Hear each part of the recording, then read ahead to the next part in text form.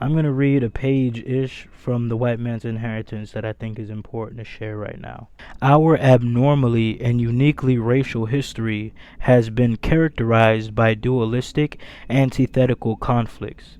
At base, all our dualistic conflicts are one: a struggle between the spiritual and material aspects of human existence. Later, we will give the terms spiritual and material meaningful biological definitions. The history of the West and the Caucasoid is merely this one struggle endlessly repeated under different guises and labels, different heraldry, and different uniforms.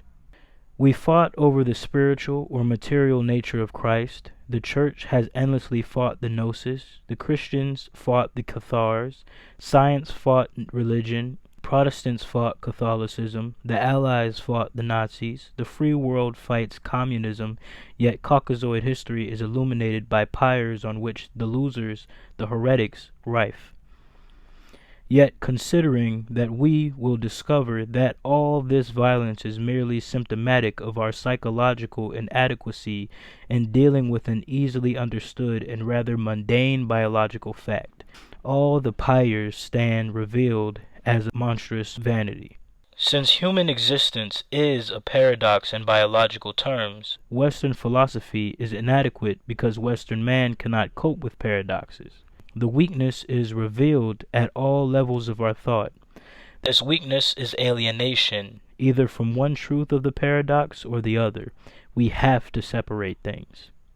We have achieved freedom of the individual only at the cost of natural knowledge of belonging in the world, at the cost of being alone in the cosmos.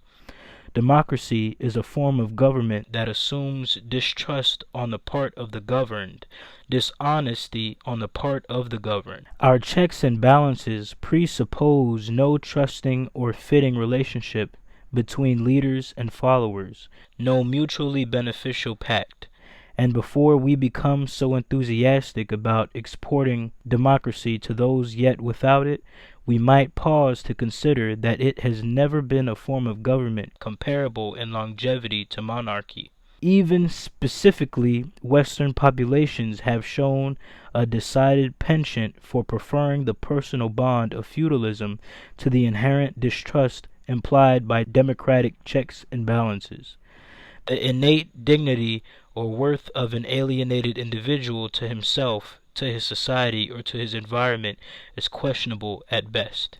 This is not to say that there is anything inherently wrong about Western philosophy, but there is certainly nothing inherently good about it either. At best, Western philosophy is a rough and ready modus vivendi for uniquely Caucasoid psychology. At worst, it can be the justification for unleashing conflicts of dualistic intolerance among people who were previously innocent of them. Generally, when such conflicts have been induced in men of other races, they have borrowed some tenets of Western philosophy, one half of a dualism, in order to defend themselves against the missing half, represented by other aspects of Western philosophy, that we Caucasoids are trying to impose on them. Western philosophy is inapplicable, irrelevant, and unsatisfying to non-Caucasoids. It was developed to cope with our uniquely dualistic intellectual conflicts, and it doesn't even do that very well. We've prescribed a dubious tonic for people who don't even share our disorder.